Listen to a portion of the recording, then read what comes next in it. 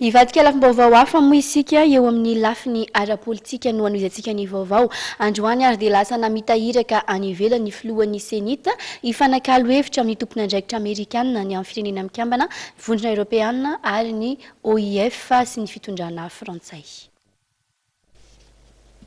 Mijanona ho fanontaniana ho amin'ny maro momba ny hoavin'ny fifidianana filoham-pirenena izay heverina toto-saina ny 4 Jolay ho avy izao ny fihodinana voalohany.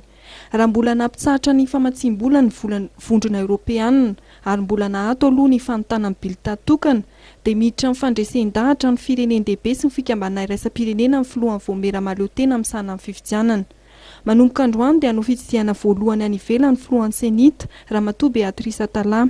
États-Unis, Belgique ary Frantsay no tsidiana araka ny fampitam-baovao avy amin'ny CENIT. Anentana ireo mpiara-miasa Madagasikara momba ny firosoana amin'ny fifidianana no antondrian'ny filohan'ny CENIT any. Araka ny fandaharam-potoana dia anisan'ny aona amin'ny ramatoa Beatrice Tala ao Washington, États-Unis, ny levitry ny sekretera-panjakana amerikanina izay misahana andrara Afrika, Andriamatoa Donald Yamamoto.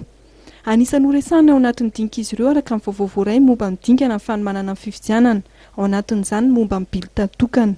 Andalo ao New York ihany koa hanome fanazavana amin'ny departemanta amin'ny sanandrara politika ao amin'ny firenena mikambana ramatoa Beatrice Tala. Aorian'ny États-Unis dia hiazo avy hatrany any Bruxelles izay misy ny foibe vondrona eoropeanina ramatoa Tala Beatrice. Vondrona eoropeanina izay mitondra anjara biriky betsaka indrindra 5% CENIT sy $7 tapitrisa dolara amerikanina ao anatin'ny tahirim-bola ho amin'ny fifidianana na amin'ny PASEM.